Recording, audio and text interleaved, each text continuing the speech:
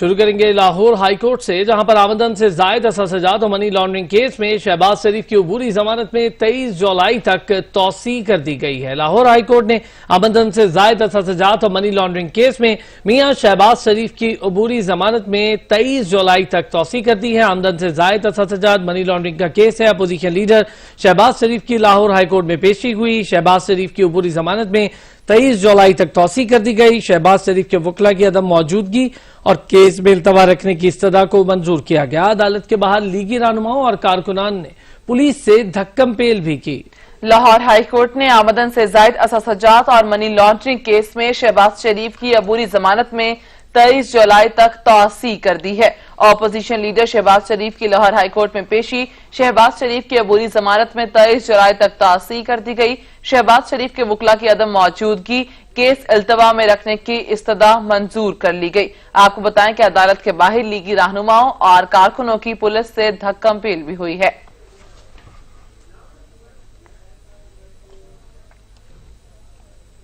Lahore high court में petroleum मसनूआत की किल्लत के खिलाफ दरखास्तों की समाअत। चीफ जस्टिस कहते हैं काबीना के मुताबिक पेट्रोल की किल्लत मसनूई थी। अगर ये किल्लत मसनूई थी तो किसके खिलाफ एक्शन लिया गया? अदालत ने हुकूमत में नॉन इलेक्टेड की शमूलियत पर सवालात भी उठा दिए। लाहौर हाईकोर्ट में पेट्रोलियम मसनूआत की किल्लत का केस, काबीना की मीटिंग मिनट्स अदालत में पेश किए गए। काबीना के मुताबिक पेट्रोल की किल्लत मसनूई थी। चीफ जस्टिस ने कहा कि अगर ये किल्लत मसनूई थी तो किसके खिलाफ एक्शन लिया गया? मिनट्स बनाने वाले ने वजीर आजम को खुश किया है। ये काबीना का फैसला नहीं, वजीर आजम का लगता है। बड़ी सतह पर इतनी बड़ी गलती की उम्मीद नहीं थी। काबीना में मौजूद गैर मुंतखब अफराद लोगों का नहीं सोचते, मुआविन खुसूसी कंपनीज का सोचते हैं। चीफ जस्टिस ने हुकूमत में नॉन इलेक्टेड की शमूलियत पर सवालात उठा दिए।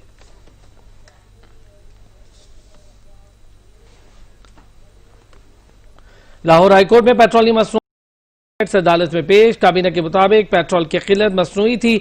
अगर ये किल्लत मसनूई थी तो किसके खिलाफ एक्शन लिया गया? मिनट्स बनाने वाले ने वजीर आजम को खुश किया। ये काबीना का फैसला नहीं, वजीर आजम का फैसला लगता है। बड़ी सतह पर इतनी बड़ी गलती की उम्मीद नहीं थी। चीफ जस्टिस ने मजीद कहा कि काबीना में मौजूद गैर मुंतखब अफराद लोगों का नहीं सोचते, मुआविन खुसूसी कंपनीज का सोचते हैं। चीफ जस्टिस ने हुकूमत में नॉन इलेक्टेड की शमूलियत पर सवालात भी उठा दिए। कोरोना और महंगाई से सिसकती आवाम पर एक और बहरान के साए मंडलाने लगे। ऑयल टैंकर्स ने मुल्क भर में तेल की सप्लाई बंद कर दी। पेट्रोलियम मसनूआत की किल्लत का खदशा पैदा हो गया।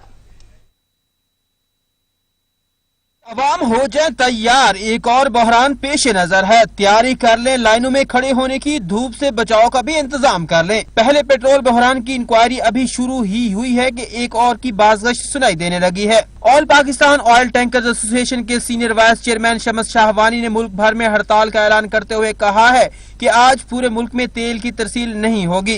हुकूमत हमारे मुतालबात पर नजरसानी करे, जब तक हमारे मुतालबात मंजूर नहीं होते तेल की सप्लाई बंद रहेगी। शम्स शाहवानी ने कहा कि 48 घंटे बाद मुल्क भर में तेल की किल्लत हो जाएगी। हम मजबूरन एहतजाज कर रहे हैं। हमने हुकूमत से बार बार मुतालबा किया लेकिन हुकूमत ने हमारी न सुनी, लिहाजा तंग आकर हड़ताल का फैसला किया है। उन्होंने कहा कि सूबाई सर्विस और टूल टैक्सेस को फिलफौर खत्म किया जाए। 1 नवंबर 2019 से अब तक किरायों में किसी किस्म का इजाफा नहीं हुआ, उनमें भी इजाफा किया जाए।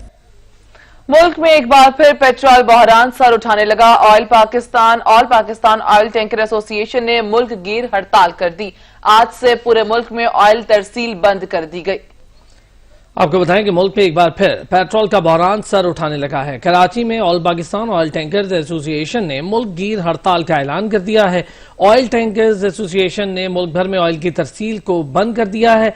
मुतालिबात मंजूर होने तक तेल सप्लाई रोकने की धमकी दी गई। घंटे बाद मुल्क भर में तेल की किल्लत का खदशा भी पैदा हो रहा है। इसी हवाले से हमारे साथ मजीद बात करने के लिए मौजूद हैं Shams Shahwani, senior vice chairman all Pakistan oil tanker association. Shams Shahwani साहब, आपके वक्त देने का बहुत शुक्रिया। ऑयल टैंकर्स ने मुल्क भर में आज से ऑयल की तरसील बंद कर दिया, क्या कहेंगे आप? बहुत शुक्रिया जी आप लोग का। हमारे को इतना तकलीफ है, हमारी पुरानी गाड़ियां जो 30 साल से चल रहा था ओगरा ने बगैर मुशावरत के बंद किए, जिससे एहतजाजी अमल शुरू हुआ है। मोटरवे पुलिस FIR हमारे पूरे गाड़ियों पे काटता है, जालिमाना पॉलिसी है, टूल टैक्स बढ़ गया है, डीजल बढ़ गया है हमारे पे। हम पूरे पाकिस्तान में हमारे ड्राइवर क्लीनर चारों सूबों को चला रहे हैं, गर्मी में सर्दी में समांतर गवर्नमेंट का, लेकिन हमारे पे इतना जुल्म है कि हम गाड़ियां चलाने के भी काबिल नहीं हुए। शम्स साहब, ये बताइएगा कि तमाम तर मुल्क में इस वक्त ऑयल टैंकर्स बंद पड़े हैं, क्या किसी हुकूमती ओहदेदार ने हड़ताल खत्म करवाने के लिए आप लोगों से राब्ता किया है? देखिए जी, हमने गवर्नमेंट से रिक्वेस्ट किया, गवर्नर सिंध, तमाम तर लोगों से मैं राब्ते में था, उन्होंने कहा कि हम कोई हल निकालेंगे, लेकिन अभी तक हुकूमत की तरफ से कोई भी हमारे को जो है ना राब्ता नहीं हुआ।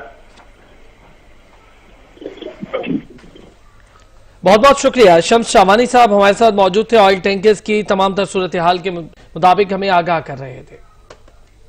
Pink bus service Khyber Pakhtunkhwa हुकूमत के लिए दर्द सर बन गई। पिंक बस सर्विस में ठेकेदारों की अदम दिलचस्पी के बायस करोड़ों की बसें चमकनी डिपो पर जंग आलूद हो रही हैं। आपको बताएं, pink bus service Khyber Pakhtunkhwa हुकूमत के लिए दर्द सर बन गई। पिंक बस सर्विस में ठेकेदारों की अदम दिलचस्पी के बायस करोड़ों की बसें चमकनी डिपो पर जंग आलूद होने लगी हैं। आपको बताएं कि pink bus service Khyber Pakhtunkhwa हुकूमत के लिए दर्द सर बन गई। ट्रांस पेशावर ने पिंक बस सर्विस के लिए नया टेंडर भी जारी कर दिया है। बसेज एबटाबाद और 7 मर्दान में चलेंगी। ट्रांस पेशावर के मुताबिक जो बसेज हैं खवातीन और 12 साल से कम उम्र बच्चों के लिए मुख्तस हैं। जापान ने सूबाई हुकूमत को 2018 में 14 बसें फराहम की थी। अदनान शाहिद से मजीद तफसीलात जानेंगे। अदनान, बताइएगा। जी बिल्कुल, देखिए खैबर पख्तूनख्वा हुकूमत की जानिब से खवातीन के लिए यहाँ पे पिंक बस सर्विस का जो था बाकायदा तौर पर आगाज किया गया था। जापान हुकूमत ने सूबाई हुकूमत को 2018 में 14 बसें जो थी वो दी थी, मगर अब ये मंसूबा जो है वो खैबर पख्तूनख्वा हुकूमत के लिए दर्द सर बना हुआ है। पिंक बस सर्विस में ठेकेदारों की जो अदम दिलचस्पी के बायस जो करोड़ों की बसें जो चमकनी डिपो पर जो है वो आलूदा होने का भी पैदा होना जा रहा है, क्योंकि मानसून की बारिशों का सिलसिला है और 14 की 14 बसें जो हैं वो पेशावर के बस टर्मिनल पे जो है चमकनी के पास जो है वो खड़ी हुई हैं। ट्रांसपोर्ट पेशावर ने पिंक बस सर्विस के लिए नया टेंडर भी जो है वो जारी कर दिया गया है, जिसमें 7 बसें एबटाबाद और 7 मर्दान में चलेंगी। ट्रांस पेशावर के मुताबिक इसमें 20 जो है वो खवातीन और 12 साल से कम उम्र के बच्चों के लिए मुख्तस एक बार फिर से मंसूबा जो है वो तब्दील किया गया था। पहले जो थी पिंक बस सर्विस जब शुरू की जा रही थी तो ये सिर्फ और सिर्फ खवातीन के लिए जो थी वो मुख्तस की गई थी, मगर अब इसमें जो है वो 12 साल के बच्चे भी जो हैं वो सफर कर सकेंगे। मगर एक बार फिर से हम देख रहे हैं कि टेंडर जो हैं वो दे दिए गए हैं, मगर पेशावर और खैबर पख्तूनख्वा में जहां पर भी पिंक बस सर्विस जो थी वो चल रही थी, मगर वो 2 दिन चलती थी तो 5 दिन जो थी वो अड्डों पे खड़ी रहती, क्योंकि खवातीन की तरफ जो था वो रुझान नहीं था और जो बसेस थे वो नाकारा होती हुई भी दिखाई दे रही थी। जी बहुत शुक्रिया अदनान शाहिद। नैब ने मुस्लिम लीग नून के रहनुमा ख्वाजा आसिफ को सियालकोट हाउसिंग स्कैंडल की तहकीकात के लिए कल फिर तलब कर लिया है। साबिक वफाकी वजीर ख्वाजा आसिफ 3 जुलाई को नैब की कंबाइंड इन्वेस्टिगेशन टीम के रूबरू पेश हो चुके हैं। नैब ख्वाजा आसिफ के जवाबात से मुतमईन नहीं हुई थी। नैब जराये के मुताबिक ख्वाजा आसिफ अराजी की गैर कानूनी अलॉटमेंट और हुसूल के बारे तसल्ली बख्श जवाब न दे सके। बेशतर सवालों के जवाबात पर ख्वाजा आसिफ ने लाइल्मी का इजहार किया। नैब टीम ने ख्वाजा आसिफ को मुतालिका सवालों के जवाब और मुकम्मल रिकॉर्ड हमरा लाने की हिदायत कर दी। शहर कायद में तमाम वादों, दिलासों और मुआफियों के बावजूद लोड शेडिंग जारी है। शहरियों का दिन का चैन और रात का सुकून लुट गया है। शहरी कहते हैं कि बनी गाला में बिजली जाती नहीं और कराची में बिजली आती नहीं। एहलिया ने कराची के साथ बिजली फराहम करने के वादे दिलासे हुए सब बेकार। रोशनियों का शहर बना बिजली की शदीद किल्लत का शिकार। एहतजाज करना इस शहर के बासियों का मुकद्दर ठहरा। सड़कों पर नारे लगाते, टायर जलाते ये अफराद सिर्फ बिजली ही तो मांग रहे हैं, जिसका हुकूमत ने उनसे वादा किया था। माफी तलाफी और सब दावों के बावजूद 6 से 8 घंटे की लोड शेडिंग ने शहरियों का जीना मुहाल कर दिया। शहरी कहते हैं कि इससे दादरसी चाहे सभी बेएतबार नजर आते हैं। लोग कहते हैं कि बली गाना में लाइट जाती नहीं है और यहाँ आती नहीं है। यहाँ बिजली का भी इतना इशू है और पानी का भी। पूरी रात यहाँ लाइट नहीं होती है, दिन में 3-3, 4-4 घंटे लाइट चली जाती है। कराची में बिजली की तलब और रसद का फर्क 300 मेगावाट तक पहुँच गया है। मुख्तलिफ इलाकों में एहतजाज के बावजूद के इलेक्ट्रिक एक ही राग अलाप रहा है और वो है लोड मैनेजमेंट का। कराची में नायाब बिजली महंगी होगी या नहीं, फैसला आज होगा। वजीर आजम की जेर सदारत काबीना की तवानाई कमेटी का इजलास कुछ देर बाद। कराची में लोड शेडिंग और के इलेक्ट्रिक के मामलात पर गौर होगा। गैस सारिफीन से 73 अरब रुपए वसूली के मामले का जायजा भी लिया जाएगा। कराची में नायाब बिजली महंगी होगी या नहीं, फैसला आज किया जाएगा। वजीर आजम की जेर सदारत काबीना की तवानाई कमेटी का इजलास कुछ देर बाद होगा। कराची में लोड शेडिंग और के इलेक्ट्रिक के मामलात पर गौर किया जाएगा, जबकि गैस सार्फिन से 73 अरब रुपए वसूली के मामले का भी जायजा लिया जाएगा।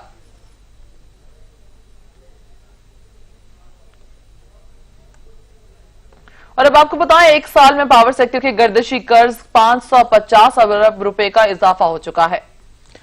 पावर सेक्टर के गर्दिशी कर्जों में मुसलसल इजाफा जारी है। एक ही साल में पावर सेक्टर के गर्दिशी कर्ज 550 अरब रुपए का इजाफा हुआ है। कामरान चौधरी से तफसीलात जानेंगे। कामरान बताइएगा।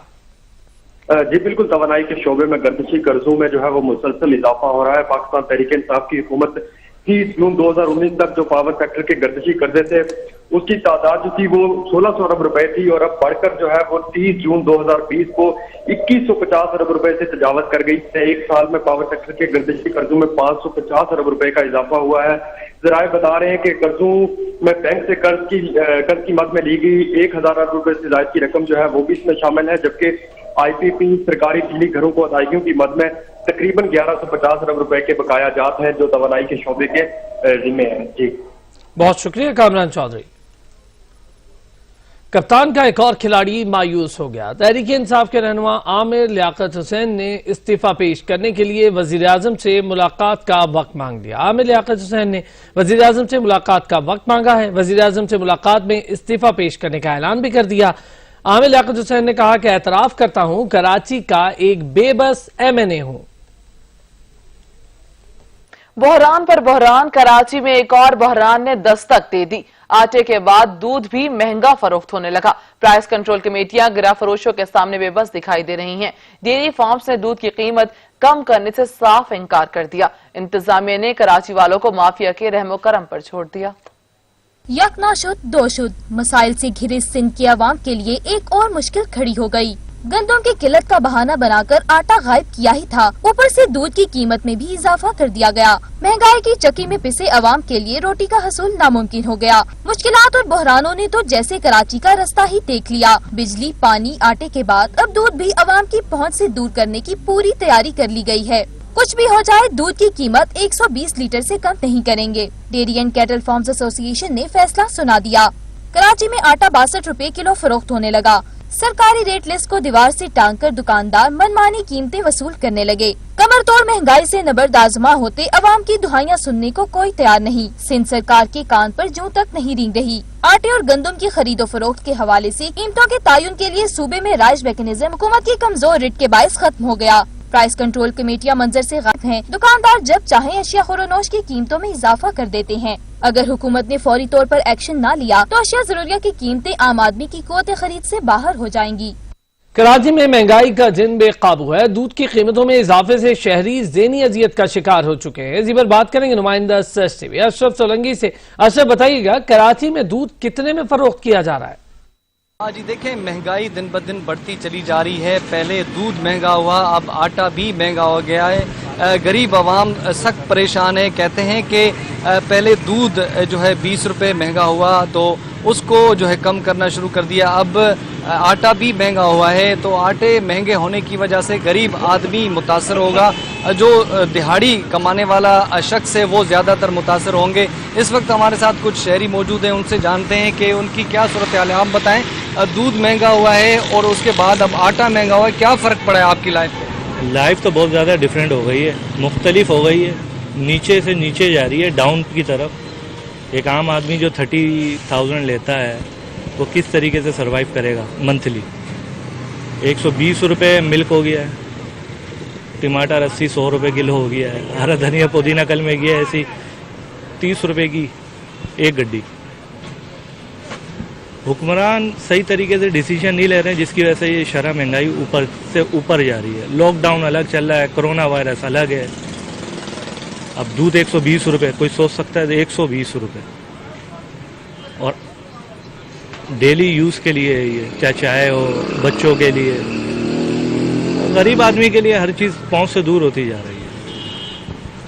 जी बिल्कुल, आपने सुना, शहरियों का कहना है कि गरीब आदमी की पहुंच से हर चीज़ दूर चली जा रही है। आटा महंगा हो रहा है, चीनी महंगी हो रही है, दालें, सब्जियां, तमाम चीज़ें जो अशिया खुर्दनोश की हैं वो तमाम की तमाम चीज़ें महंगी होती जा रही हैं। दूध 120 रुपये फ़ी किलो है जो रोज़मर्रा की इस्तेमाल में आता है।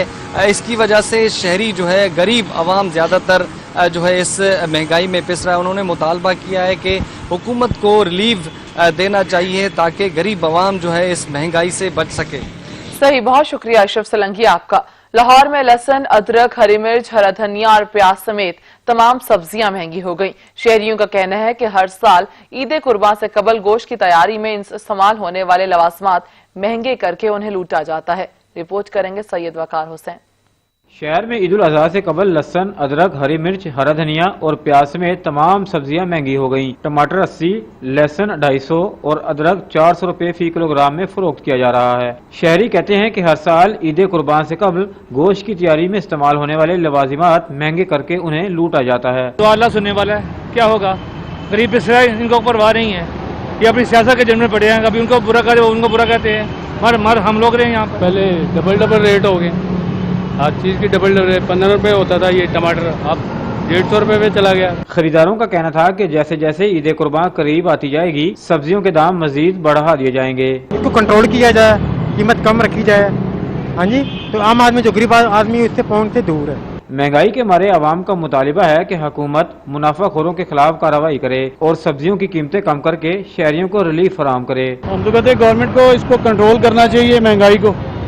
हर सूरत में लोग परेशान हो रहे हैं। चेक एंड बैलेंस तो है कोई नहीं, कोई पूछने वाला है, जो जिसका दिल करे बढ़ती रेट लगा ले, इसलिए आम बंदे के लिए तो बहुत मुश्किल है। शहरियों का कहना था कि इस महंगाई का नोटिस लेने वाले जिलाई हुकूमत के नुमाइंदे एयर कंडीशन कमरों में बैठकर महंगाई से बिलबिलाते शहरियों की अहो बका सुनते हुए तमाशाई का किरदार अदा कर रहे हैं। कहीं भी हुकूमती रेट कायम होती नजर नहीं आ रही। शहरियों का कहना है कि लहसुन, अदरक, टमाटर और प्याज की कीमतों में कमी लाने के लिए हुकूमत ठोस इक़दाम करे ताकि वो बआसानी इन अशिया की खरीदारी कर सकें। कैमरामैन निशान जाहिद के साथ सैयद वकार हुसैन, सच न्यूज़, लाहौर। बागों के शहर लाहौर में सावन की झड़ी लग गई। तेज हवाओं और बूंदाबांदी ने मौसम को खुशगवार बना दिया है। बागों के शहर लाहौर में सावन की झड़ी लग गई। तेज हवाओं और बूंदाबांदी ने मौसम खुशगवार बना दिया। जैन नकवी से जानेंगे। जैन, बताइएगा। अरे बिल्कुल, लाहौर शहर का मौसम यकायक तब्दील हुआ और काली घटाव ने लाहौर शहर को अपनी लपेट में लिया और अब शदीद बारिश जो है वो शहर के मुख्तलिफ इलाकों में हो रही है। इस वक्त अगर बात की जाए तो जो कनार रोड है, इसके अलावा धर्मपुरा, लक्ष्मी चौक, यतीम चौक, यतीम खाना और मुख्तलिफ इलाके जो है वहाँ पे इस वक्त शदीद बारिश जो है वो हो रही है। और महकमा मौसमियात के मुताबिक जो है बारिशों का ये जो सिलसिला है ये आइंदा 2 रोज तक जारी रहेगा। अगर इस वक्त बात की जाए तो ठंडी हवाओं के साथ साथ जो है वो शदीद बारिश जो है वो इस वक्त शहर में हो रही है। और हमने देखा कि जैसे ही बारिश शुरू हुई तो उसके साथ साथ जो है वो कई इलाकों में जो फीडर्स हैं वो भी ट्रिप हुए और लाइट जो है वो भी चली गई। और शहरी का कहना है कि जो बारिश है वो तो अब्र रहमत है, लेकिन इसके साथ साथ जो लेस्को हुकाम की जानिब से जो रवैया है वो तब्दील नहीं हो सका। हर दफा जब भी बारिश होती है तो शहर के मुख्तलिफ इलाके जो है वो तारीकी में डूब जाते हैं और अब भी कुछ ऐसा ही सूरत हाल है। इस वक्त मुख्तलिफ इलाकों के फीडर्स जो है वो मुकम्मल तौर पर ट्रिप कर गए और शहरी अंधेरे में जो है वो मौजूद हैं। लेकिन दूसरी जानिब खुदा का शुक्र अदा कर रहे हैं कि गर्मी का जोर जो है वो टूटा है, क्योंकि गुज़श्ता रोज भी हमने देखा कि बूंदाबांदी हुई लेकिन उसके बाद जो है वो हबस जो है वो काफी रहा। लेकिन अब जो है ठंडी हवाओं के साथ शहर के मुख्तलिफ इलाकों में शदीद बारिश जो है, तूफानी बारिश वो हो रही है। जी बहुत शुक्रिया जैन नकवी। अदाकारा आयशा सना के खिलाफ सराय आलमगीर में फ्रॉड का मुकदमा दर्ज कर दिया गया। 20 लाख का जाली चेक देने पर गुजरात के ताजिर ने मुकदमा दर्ज करवाया है। आपको बताएं कि आयशा सना को ताहाल गिरफ्तार नहीं किया जा सका। मजीद जानेंगे बाबर हुसैन से। जी बाबर। आज से बिल्कुल जो मशहूर टीवी आर्टिस्ट आयशा सना के खिलाफ गुजरात के मशहूर ताजिर अली मोइन ने जो है बोगस चेक देने की वजह से मुकदमा दर्ज करवा दिया। अली मोइन का कहना है कि आयशा सना हमारी फैमिली फ्रेंड थी और मुख्तलिफ औकात में मुझसे पैसे लेती रही है। वो तकरीबन जिसकी वो बता रहे हैं कि 2.25 करोड़ के करीब उन्होंने मुझसे पैसे लिए हैं। और जब मुझे पैसों की जरूरत पड़ी तो मैंने उनको कॉल की मुतअद्दिद दफा, तो उन्होंने अपना फोन बंद कर दिया और फिर उन्होंने मुझे चेक दिया जो कि चेक डिसऑनर हो गया। तकरीबन इसकी मालियत 20 लाख रुपए है। तो फिर उन्होंने तंग आके जो है उनके खिलाफ मुकदमा दर्ज करवा दिया थाना सराय आलमगीर में। जो ताहाल जो आयशा सना जो है वो गिरफ्तार नहीं हो सकी और पुलिस जो है इस्लामाबाद और लाहौर में मुख्तलिफ जगहों पे उनको गिरफ्तार करने के लिए छापे मार रही है। जी सही, बहुत शुक्रिया बाबर हुसैन आपका। सक्खर में भी चीनी माफिया के साथ आटा माफिया भी सरगर्म हो गया। फ्लोर मिल्स मालिकान मनमाने रेट वसूल कर रहे हैं। दुकानों पर 6 से 7 रुपए आटा महंगा बेचा जा रहा है। हमारे साथ औरंगजेब मौजूद है, उनसे जानेंगे। औरंगजेब बताइएगा, अनाज मंडी में आप मौजूद हैं, आटा क्यों महंगा फरोख्त किया जा रहा है? जी बिल्कुल, मैं इस वक्त अनाज मंडी की एक दुकान पर मौजूद हूं जहां पर चीनी माफिया के साथ साथ आटा माफिया भी सरगर्म है। मैं आपको ये बताता चलूं कि आटा जो है 6 रुपये से 7 रुपये किलो महंगा बेचा जा रहा है। गरीब आवाम पहले ही महंगाई की चक्की में पिस रही थी, अब मजीद उनके ऊपर बोझ डाल दिया गया है। ऐसे में हमारे साथ दुकानदार मौजूद है, हम उनसे पता करते हैं कि आटा महंगा होने की क्या वजूहत हैं। जी सर, बताइएगा कि आटा क्यों महंगा है?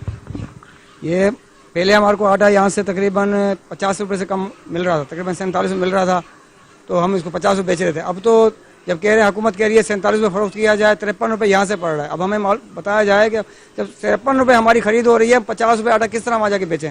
हमारे तो समझ में नहीं आ रही है कि गरीब अब हमको कैसे रिलीफ दिया जाएगा। ये हुकूमत कह रही है कि हम इसको रिलीफ देंगे। चीनी भी इतनी महंगी हो चुकी है, उसके बाद आटे ने भी कमर तोड़ दी। गरीब बंदा जो दिहाड़ी कमाने वाला 500 रुपये कमाने वाला, 400 रुपये कमाने वाला बंदा, वो आटा चीनी में पूरा है। अगर बीमार हो जाता है वो अपना इलाज कराएगा, ये आटे में ही पूरा है वो। जी, जैसा कि दुकानदार की बात सुनी कि चीनी और आटा दोनों पीछे से महंगा मिल रहा है और हम जो है महंगा दे रहे हैं। ऐसे में हमारे साथ एक शहरी मौजूद है, उनसे पता करते हैं कि वो क्या कहेंगे। जी सर, बताइएगा, आटा महंगा मिल रहा है, उसकी क्या वजूहत है? सर, एक तो आटे के जो प्राइस हैं अभी बहुत ज़्यादा बढ़ गए हैं। दूसरा ये है कि पीछे से ही जो है वो बहुत महंगा आ रहा है। मैं खुद सेल परचेज करता हूँ, तो यह है कि बहुत ज़्यादा पीछे से प्राइस हैं। चीनी बहुत ज़्यादा बढ़ गई है। अभी हुकूमत ने 70 रुपये का ऑर्डर निकाला था चीनी का, लेकिन अभी जो है वो दोबारा से रेट बहुत ज़्यादा हाई हो गए हैं। चीनी अभी 85 रुपये किलो मार्केट में चल रही है। तो यह है कि हुकूमत को चाहिए कि आटे पे, चीनी पे जो है वो कंट्रोल करे। हर चीज़ के रेट बहुत ज़्यादा बढ़ गए हैं। चावल पे बहुत ज़्यादा तेज़ी आई हुई है। हर चावल पे जो है वो 50-50 रुपये, 40-40 रुपये किलो पे बढ़ गए। तो हुकूमत को चाहिए कि इस पे कंट्रोल करे, नज़रसानी करे आटे पे। जी, जैसा कि आपने शहरी की बात सुनी कि महंगाई जो है अरूज पर हो चुकी है, हर चीज़ महंगी मिल रही है। ऐसे में हुकूमत को चाहिए आटे और चीनी के ऊपर कंट्रोल करे, वरना मजीद गरीब आवाम को परेशानी होगी। जी, औरंगजेब मलिक आपका। और अब आपको बताएंगे, कराची में पीटीआई रहनुमा खुर्रमशेर जमान मीडिया से गुफ्तगू कर रहे हैं। सीओ इरशाद खान साहब, चीफ मिनिस्टर कायम अली शाह साहब को कटहरे में खड़ा करके सवाल किया जाए कि सुबह सिंध की आवाम को जो 33 अरब रुपए का टीका लगाया गया, उसका क्या हुआ? उस वक्त के फाइनेंस मिनिस्टर मुराद अली शाह साहब, चीफ जस्टिस साहब, उनको भी बुलाया जाए। और उसके साथ साथ chief secretaries, 2 former chief secretaries Fazal Rehman और राजा अब्बास साहब, चीफ जस्टिस साहब, उनको भी बुलाया जाए और उनसे भी पूछा जाए कि पाकिस्तान की आवाम को, सिंध के लोगों को मेहनत कशों के पसीने के, मेहनत के खून पसीने के पैसे का जो बर्बादी की गई है, उसकी वजूहत बताई जाएं कि क्या थी। जो वजूहत चीफ जस्टिस साहब मेरे पास हैं, वो वजूहत ये है कि सब स्टैंडर्ड फिल्ट्रेशन प्लांट जो है वो इस्तेमाल किए गए। दूसरी वजह यह है कि जो सोलराइजेशन सिस्टम लगाया गया, जिसके ऊपर इंक्वायरी चल रही है, उसकी करप्शन के रीजन थे कि उसके अंदर जो है माल बनाना था। Poor engineering is one of the reason कि आज ये सारे प्लांट जो है बंद पड़े हुए। इर्रेगुलर इनके एक्सपेंडिचर्स थे। लेबोरेटरी के अंदर जो है इन आरओ प्लांट्स का टेस्ट नहीं कराया गया है। बगैर टेस्ट कराए इन आरओ प्लांट्स को क्लियर कर दिया गया, क्योंकि जरदारी साहब का हुक्म था, कायम अली शाह साहब को आंखें बंद करनी थी, फाइनेंस मिनिस्टर को आंखें बंद।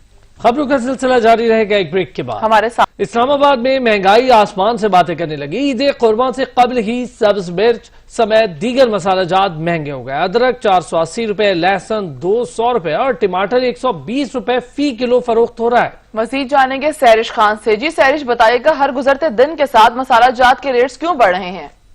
जी बिल्कुल, ईद कुर्बान की आमद से कबल ही इस्लामाबाद के अंदर सर्फ मसाला जात की कीमतें बढ़ा दी गई हैं और अदरक जो है इस वक्त तकरीबन 480 रुपये फ़ी किलो यहाँ पर फ़रोख्त हो रही है। लहसुन इस वक्त 250 रुपये फ़ी किलो यहाँ पर मिल रहा है। इसके अलावा लीमू तकरीबन 120 रुपये फ़ी किलो से 150 रुपये फ़ी किलो तक यहाँ पर फ़रोख्त किए जा रहे हैं। इसके अलावा टमाटर जो है वो 120 रुपये फ़ी किलो, जबकि प्याज जो है वो 100 रुपये फ़ी किलो शहर इक़्तिदार के अंदर मिल रही है। बाकी जो सब्जियाँ हैं उनकी कीमतें भी कुछ कम नहीं हैं। शहरी यही कह रहे हैं कि जब भी कोई त्यौहार त्यौहार आ रहा होता है उससे कब ही यहाँ पर जो प्राइसेस हैं वो बढ़ा दी जाती हैं। तो एक इस किस्म का एक कल्चर है, एक ट्रेंड है, तो इसको रोकने वाला कोई नहीं है।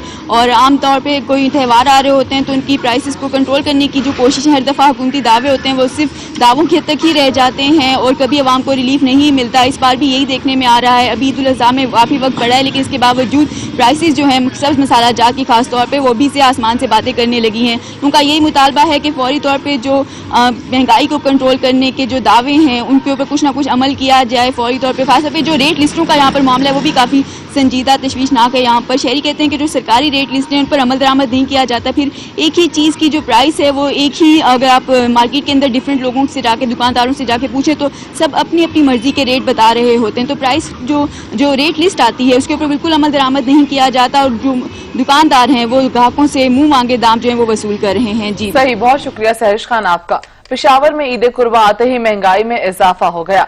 सब्जी में टमाटर, लीमू, लहसुन और अदरक की कीमतें आसमान से बातें करने लगी। अवैस महमूद हमारे साथ मौजूद है। अवैस बताइएगा।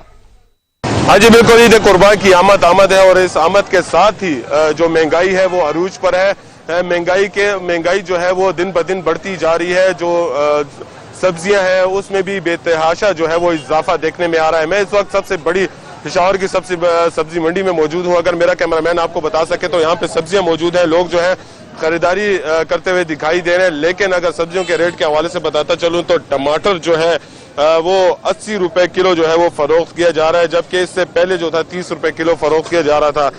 जबकि इसी तरह जो दीगर सब्जियां हैं, अगर अदरक के हवाले से बताता चलूं तो अदरक जो है जो ईद है उसमें ज्यादा इस्तेमाल किया जाता है, पकानों में जो है वो इस्तेमाल किया जाता है। इसके रेट जो है 200 रुपए किलो जो है वो फरोख्त हो रहे हैं।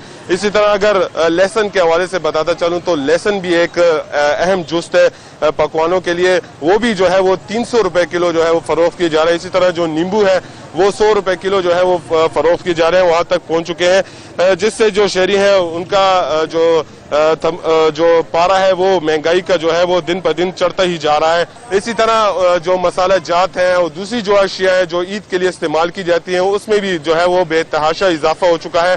शहरियों का ये भी कहना है कि हुकूमत जो है वो नाकाम हो चुकी है। जखीरा अंदोजी करने वालों के खिलाफ जो मनमानी कर रहे हैं, जो दुकानदार मनमानी करते हुए दिखाई दे रहे हैं, उनके खिलाफ जो है वो नाकाम हो चुकी है।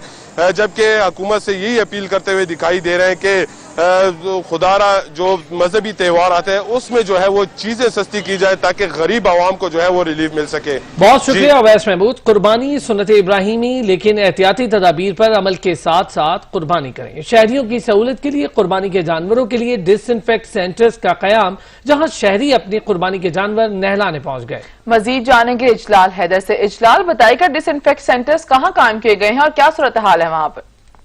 जी बिल्कुल, ईद उल अज़हा पर कुर्बानी करनी है तो एहतियाती तदाबीर के साथ, क्योंकि कोरोना की बढ़ती हुई जो सूरत हाल है उसके पेश नज़र ईद कुर्बान पर जिन्होंने कुर्बानी करनी है तो वो SOPs जो हैं उसको भी मलूज़ खातिर रखेंगे और इसी के पेश नज़र यहाँ पर बकरों को नहलाने का इंतज़ाम किया गया है कि सर्विस स्टेशन पर जमात इस्लामी की जानिब से ये इंतज़ाम किया गया है कि बकरों की ख़रीदारी के बाद और जो कुर्बानी के जानवर हैं उनकी ख़रीदारी के बाद घर ले जाने से कबल सर्विस स्टेशन लाएं और उसको यहाँ पर नहला के डिसइंफेक्ट करें और उसके बाद घरों में लेके जाएं ताकि जानवरों में जो लगे जरासीम हैं उससे घर वाले और दीगर महफूज रह सकें। यहाँ पे अहमद सलमान बलोच मौजूद हैं, उनसे हम पूछते हैं। जी बताइएगा, ये आइडिया किस तरह जहन में आया और क्या कहना चाहेंगे इस बारे में? जी बहुत शुक्रिया। जाहिर है कि छोटी ईद पे हमने एहतियात नहीं रखी जिसकी वजह से कोरोना वबा जो है बहुत ज़्यादा फैला और शहर लाहौर में भी हमने देखा कि अमवात की रेशो बहुत ज़्यादा बढ़ गई। अब बड़ी ईद है, बड़ी ईद पे बड़ी एहतियात की ज़रूरत है हमें। जी बिल्कुल, यहाँ पे मौजूद है सलमान बलोच, उनका यही कहना है कि ईद कुर्बान पे जो SOPs हैं और एहतियाती तदाबीर हैं उसको अपनाया जाए। जिस तरह यहाँ पे मुख्तलिफ जो जानवर है कुर्बानी के ख़रीदने के बाद उसको डिसइंफेक्शन के लिए लेके आ रहे हैं और यहाँ एक बच्चा मौजूद है जो कि जानवर के साथ आया है। आप बताओ किस लिए लेके आए हो यहाँ पे जानवर को और क्या करने आए, बताओ जरा। नहलाने लेके आए हैं यहाँ पे। जी बिल्कुल, बच्चे क्या और बड़े क्या जानवरों को लेके यहाँ पर आ रहे हैं और जो डिसइंफेक्ट करा रहे हैं ताकि जो कोरोना की बढ़ती हुई सूरत हाल है उससे भी महफूज रहा जा सके और जो सुन्नत इब्राहिमी है उसकी भी अदायगी हो सके। जी बहुत शुक्रिया इजलाल हैदर आपका। पाकिस्तान में कोरोना से मुतासरा मरीजों में कमी आने लगी। गुज़श्ता 24 घंटों के दौरान सिर्फ 40 अफराद जान की बाजी हार गए। 1,78,735 अफराद सेहतयाब हो चुके। मुल्क में 2,145 नए केसेस रिपोर्ट हुए लगा और केसेस की तादाद में नुमाया कमी आ रही है। National command and operation centre की जानिब से जारी किए गए ताज़ा आदाद-ओ-शुमार के मुताबिक मुल्क में कोरोना से सेहतयाब अफराद की तादाद एक्टिव केसेस से ज्यादा है और ताहाल 1,78,735 कोरोना मुतासरीन सेहतयाब हो चुके हैं। पाकिस्तान में इस वक्त कोरोना के एक्टिव केसेस की तादाद 73,751 है। मुल्क भर में कोरोना वायरस के 2,145 नए केसेस रिपोर्ट हुए। केसेस की तादाद 2,57,914 हो गई। गुज़श्ता 24 घंटों में कोरोना से 40 अफराद जाँ बहक हो गए। वायरस से जाँ बहक होने वाले अफराद की तादाद 5,426 हो गई। सिंध में कोरोना केसेस की तादाद 1,08,913, पंजाब में 88,939, खैबर पख्तूनख्वा में 31,217, बलोचिस्तान में 11,322, इस्लामाबाद में 14,402, आजाद जम्मू कश्मीर में 1,771 और गिलगित बल्तिस्तान में कोरोना केसेस की तादाद 1,750 हो गई है। दुनिया कोरोना के खिलाफ जंग जीतने लगी। अमेरिका, बरतानिया और रूस में कोरोना वैक्सीन के कामयाब ट्रायल के दावों के बाद मौलिक वायरस से बचाव की उम्मीदें बढ़ने लगी हैं। बरतानिया की ऑक्सफोर्ड यूनिवर्सिटी के माहिरीन और फार्मा कंपनी ऑस्ट्राजेनिका के इश्तराक से बनाई गई वैक्सीन का तजुर्बा किया गया। रिपोर्ट के मुताबिक वैक्सीन मरीजों में एंटीबॉडीज और टी सेल्स पैदा करने में कामयाब रही। बरतानवी साइंसदानों ने 80% उम्मीद जाहिर की कि कोरोना के खिलाफ वैक्सीन सितंबर तक आ जाएगी। अमरीकी दवासाज कंपनी मॉडर्ना का कहना है कि उनकी तैयार करदा कोरोना वैक्सीन 27 जुलाई से इंसानों पर तजुर्बे के आखिरी मराहिल में दाखिल हो जाएगी। कंपनी के मुताबिक वैक्सीन को 30,000 अफराद पर टेस्ट करने का इरादा रखते हैं। तजुर्बात अक्टूबर 2022 तक जारी रखे जाएंगे। रूसी फौज ने भी महफूज वैक्सीन के कामयाब इंसानी ट्रायल का दावा किया है। रूसी वजीर दिफा के मुताबिक कोरोना से मुतालिक वैक्सीन के तहकीकाती तजरीबे में 18 रजाकारों ने हिस्सा लिया जो बगैर किसी पेचीदगियों के डिस्चार्ज कर दिए गए थे। चीन की शराकत से ब्राजील में कोरोना वैक्सीन के तजर्बात आखिरी मराहिल में दाखिल हो गए। हजारों रजाकारों पर वैक्सीन की आजमाइश भी की जा चुकी। चीन भी दुनिया की तीसरी वैक्सीन की तैयारियों में मसरूफ है।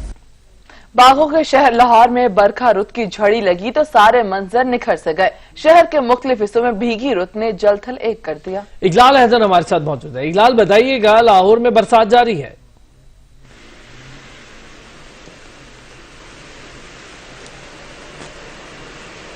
इजलाल, मेरी आवाज आप तक पहुंच रही है? जी जी बिल्कुल। जी इजलाल, बताइएगा, बारिश के हवाले से आपके पास क्या अपडेट्स हैं इस वक्त? जी बिल्कुल, शहर लाहौर में सुबह से ही खासी गर्मी पड़ रही थी और अब जल थल एक हो चुका है और बारिश के बाद से दर्जा हरारत में खासी कमी वाक़ई हुई और इस वक्त भी बारिश मूसलाधार हो रही है और काफ़ी देर गुजर चुकी है। जो बारिश है वो मुसलसल शहर लाहौर में इस वक्त जारी है। शहरियों ने भी सूखा सांस लिया है। गुज़श्ता रोज़ भी बारिश हुई थी लेकिन वो थोड़ी बारिश हुई और इस वक्त जो बारिश हो रही है वो खासी तेज़ बारिश इस वक्त शहर लाहौर में और उसके मुदाफ़ाती इलाकों में हो रही हैं। तमाम जो सड़कें हैं, घर हैं, खलिए खलियान, वो इस वक्त जल थल एक हो चुका है। शहरी भी खासे खुश दिखाई दे रहे हैं। दर्जा हरारत जो आज 40 डिग्री सेंटीग्रेड तक जा पहुंचा था, आज की होने वाली बारिश से वो भी दर्जा हरारत में खासी कमी वाक़ई हुई है और इस वक्त शहर लाहौर का जो दर्जा हरारत है वो 25 डिग्री सेंटीग्रेड हो चुका है।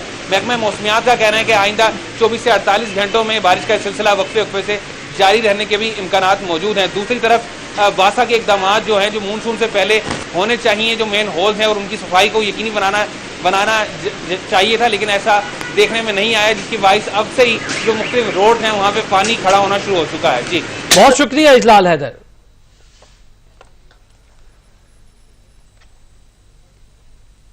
दीगर शोबाजात की तरह शोबा सहाफत से ताल्लुक रखने वाले अफराद भी शदीद परेशानी में मुब्तला हैं। ऐसे ही एक फोटो जर्नलिस्ट से मिलवा रहे हैं शाहिद एजाज।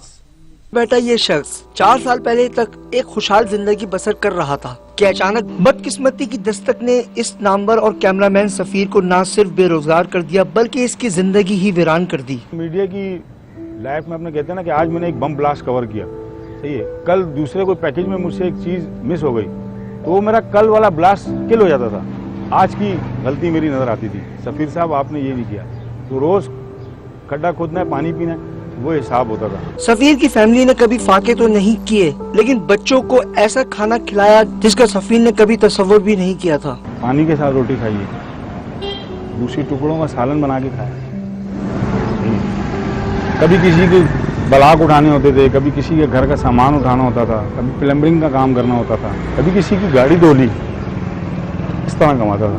सफीर ने 4 साल बेरोजगारी के बाद कैमरे को हमेशा के लिए खैरबाद कह दिया और रक्षा चलाने लगा। ये रक्षा भी सफीर की मलकियत नहीं बल्कि इकसाद पर है, जिस 1.25 लाख की अदायगी अभी बाकी है। मीडिया इंडस्ट्री में जारी शुदा बहरान की वजह से सहाफी बिरादरी शदीद मुश्किलात का शिकार है। सफीर भी दीगर मीडिया वर्कर्स बेहतर मुस्तकबिल की दुआ करता है। दूसरों के मसाइल उजागर करने वाला सफीर आज अपने ही मसाइल के पहाड़ों तले दबा हुआ है। कैमरामैन सदान खान के साथ शाहिद इजाज, सच टीवी, कराची। तारीखी शहर लाहौर में सिख मजहब के 5वें गुरु अर्जुन देव का गुरुद्वारा शहरियों की तवज्जो का मरकज बना हुआ है। बादशाही मस्जिद और शाही किले के साथ ये गुरुद्वारा अपनी मजहबी रिवायात के लिए इंतहाई अहमियत का हामिल है। रिपोर्ट करेंगे फरहान एजाज। बादशाही मस्जिद की दीवारों के साथ मिलकर पुराने तर्ज की बनी इमारत सिख कम्युनिटी के 5वें गुरु डेरा साहिब अर्जन देव का गुरुद्वारा है, जो इनकी शहादत के बाद राजा रणजीत सिंह ने 1606 में तामीर करवाया। इस इमारत के अंदर खूबसूरत बागीचा और खुले दलान हैं, जो आने वालों की तवज्जो को अपनी तरफ माइल करते हैं। गुरुद्वारा देव जी में बड़ा लंगर खाना है, जिससे सैकड़ों अफराद लंगर से मुस्तफीद होते हैं। गुरुद्वारे में शीशे, रेशम और सोने चांदी का काम किया गया है, जो इसकी खूबसूरती को 4 चांद लगाते हैं। चेयरमैन बाबा गुरु नानक वेलफेयर सरदार बिशन सिंह का कहना था कि बाबा जी ने तमाम समाज को इकट्ठा करके तौहीद का पैगाम दिया, जो रहती दुनिया तक याद रखा जाएगा। 6 गुरु साहबान दा जिहड़ा कलाम से हिंदू भक्तां दे बाणे और मुसलमान दरवेश फकीर बाबा फरीद साहब दे जिहड़े श्लोक कलाम ने वो गुरु ग्रंथ साहब महाराज दे विच महफूज कीते। ते इस पवित्र स्थान ते हर साल 16 जून को गुरु अर्जन देव जी महाराज का शहीदी दिहाड़ा मनाया। गुरुद्वारे की तकरीबात में सिख कम्युनिटी के साथ मुस्लिम, मसीही और हिंदू कम्युनिटी भी शरीक होती है। हर साल 16 जून को अर्जन देव जी की बरसी मनाई जाती है, जिसमें बड़ी तादाद में इंडिया समेत दूसरे ममालिक से ताल्लुक रखने वाले सिख शरीक होते हैं। गुरुद्वारे के ज्ञानी का कहना था कि तमाम मज़ाहब से पहले इंसानियत का मजहब आता है और हर 16 जून को इसकी एक मिसाल देखने को मिलती है। अवल अल्लाह नूर पाया, कुदरत के सब बंदे एक नूर ते सब जग उपजिया, कौन भले कौन मंदे। बेशक दुनिया विच चंगे भी ने मंदे भी ने, पर सानू ये हदायत की गई है कि सरबत का पल्ला मनना, किसी को बुरा नहीं करना। गुरु अर्जन देव की पैदाइश 15 अप्रैल 1563 को मोजो गोहिंदवाल में हुई थी। गुरु रामदास जी की वफात के बाद अर्जन देव जी 1581 को गुरु के ओहदे पर फाइज हुए और 43 वर्ष की उम्र में आपको शहीद कर दिया गया। यूँ आप सिख बिरादरी के पहले शहीद कहलवाए। गुरु अर्जन देव महाराज आज इस दुनिया में तो नहीं, लेकिन उनकी इंसानियत के लिए तालीमात आज भी लोगों के दिलों में घर किए हुए हैं। उन्होंने सारी जिंदगी इंसानियत, भाईचारे और अमन की तालीम को फरोग दिया। कैमरामैन मोहम्मद जामिन के साथ फरहान इजाज, सच न्यूज, लाहौर। टंडोला यार के तारीखी 4 किले ज़बूहाली का शिकार हैं। इंतजामिया की अदम तवज्जो के बाइस 3 किले मुकम्मल तौर पर खत्म हो चुके हैं। इन किलों की तारीख जानते हैं इम्तियाज हुसैन की रिपोर्ट में।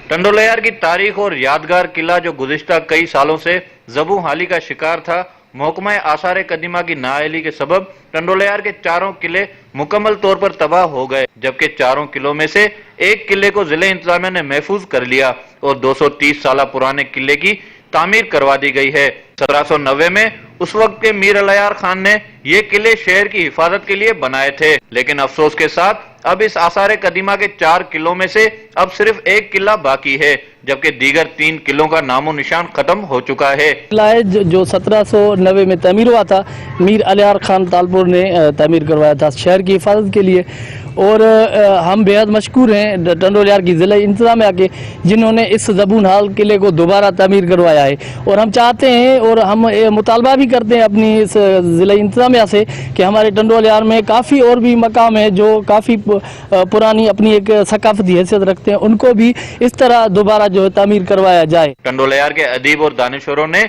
महकमा आसार कदीमा और ज़िले इंतजामिया से अपील की है कि जिस तरह इस 1 किले की तामीर की गई है, इसी तरह टंडोला यार के दीगर आसार कदीमा को भी महफूज किया जाए, ताकि हम अपने कदीमी मकामात को बहाल कर सकें। इम्तियाज हुसैन, सच टीवी न्यूज, टंडोला यार। शदीद गर्मी में बेघर परिंदों के लिए गुजरावाला में सैकड़ों घोंसले लगाए जा रहे हैं। उसके साथ शहर को खूबसूरत बनाने के लिए क्लीन एंड ग्रीन मुहिम का आगाज भी किया गया है। रिपोर्ट करेंगे मोहम्मद अली। गर्मी से जहां इंसानों का बुरा हाल हुआ तो वहीं बेघर परिंदों का भी पुरसाने हाल नहीं। गुजरांवाला में फलाही तंजीम कोरोना लॉकडाउन में जहां इंसानियत की खिदमत कर रही है तो वहीं परिंदों के लिए भी सैकड़ों घोंसले लगाए जा रहे हैं। गुजरांवाला सेफ एनवायरनमेंट प्रोजेक्ट और ग्रीन एनवायरनमेंट प्रोजेक्ट के तहत आज़ाद परिंदों के लिए सैकड़ों की तादाद में मुख्तलिफ रैंडम जगहों पर मुख्तलिफ यूसीज में घोंसले लगाए जाएंगे जो कि नेचुरल हैबिटेट के तौर पर डिजाइन किए गए हैं, दरख्तों के तने बकायदा उतार के उसमें एक खास सुराख के साथ। शहर को खूबसूरत बनाने 10 रोजा शजरकारी मुहिम का आगाज भी किया गया है, जिसमें फलदार दरख्त लगाने के साथ साथ परिंदों के लिए घोंसले भी लगाए जा रहे हैं ताकि शदीद गर्मी में इन परिंदों को साए के साथ रहने के लिए घर भी नसीब हो सके। ग्रीन गुजरांवाला याद मददगार की ग्रीन गुजरांवाला कैंपेन 10 रोज जारी रहेगी और इसमें हम सैकड़ों आजाद परिंदों के लिए घोंसले, इसमें फलदार पौधे और क्ले पॉट्स और मछलियां जो हमारे आजाद पानी नहर है उसमें हमारे बच्चे जो हैं हजारों मछलियों के बच्चे वो उसमें ड्रॉप करेंगे। मैं ये पैगाम देना चाहूंगा अपने पाकिस्तानियों को, खुदारा ये जो इन्वायरमेंट का हमने हाल कर दिया है, हर पाकिस्तानी जरूर एक पौधा लगाए। इसके अलावा फलाही तंजीम ने 2000 से ज्यादा मछलियों को करीबी नहर में छोड़ा ताकि आबी हयात को भी महफूज बनाया जा सके। अपने शहर को क्लीन एंड ग्रीन बनाना है तो हर शहरी को फर्ज समझते हुए दरख्त लगाने होंगे ताकि साफ सुथरे माहौल के साथ साफ सुथरी ऑक्सीजन भी मुहैया हो सके। कैमरामैन सादा सन के साथ मोहम्मद इकबाल, सच न्यूज, गुजरांवाला। फुटबॉल की आलमी तंजीम फीफा ने 2022 में होने वाले वर्ल्ड कप के शेड्यूल कंफर्म कर दिए। इवेंट 21 नवंबर से कतर में शुरू किया जाएगा। मेगा इवेंट का मेला कतर के 8 खूबसूरत ग्राउंड्स में सजेगा। इफ्तिताई मैच में मेजबान टीम एक्शन में होगी। टीम्स के ड्रॉज का ऐलान बाद में किया जाएगा। वर्ल्ड कप में 21 नवंबर से 2 दिसंबर तक रोजाना 4 ग्रुप मैचेस होंगे। 3 से 6 दिसंबर तक प्री क्वार्टर फाइनल मैचेस खेले जाएंगे। 9 और 10 दिसंबर के क्वार्टर फाइनल मुकाबले होंगे। 9 और 10 दिसंबर को आखिरी 8 टीम्स एक्शन में होंगी। फीफा वर्ल्ड कप 2022 के सेमीफाइनल 13 और 14 दिसंबर को खेले जाएंगे। फाइनल 18 दिसंबर को होगा। मेगा इवेंट का फाइनल 18 दिसंबर को खेला जाएगा।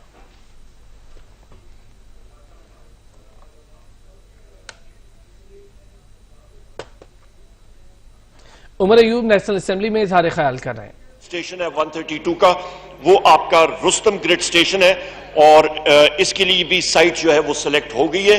तो इन चीज, ये सिर्फ एक चीज नहीं है। हमारी हुकूमत में हम लोग क्या कर रहे हैं जनाब स्पीकर, सिर्फ आपकी तवज्जुह से बताना चाहता हूं कि 2 साल पहले जिस वक्त हमें ये हुकूमत मिली, हम लोग 18,000 से ज्यादा पावर हमारा सिस्टम ट्रांसमिट ही नहीं कर सकता था, ना एनटीडीसी का ना आपका डिस्ट्रीब्यूशन। इस वक्त गर्मियों में 23,000 हम लोग आराम से ट्रांसमिट कर रहे हैं और ये उसी सिलसिले की कड़ी है कि हम लोग अपनी डिस्ट्रीब्यूशन और ट्रांसमिशन सिस्टम्स को बेहतर कर रहे हैं।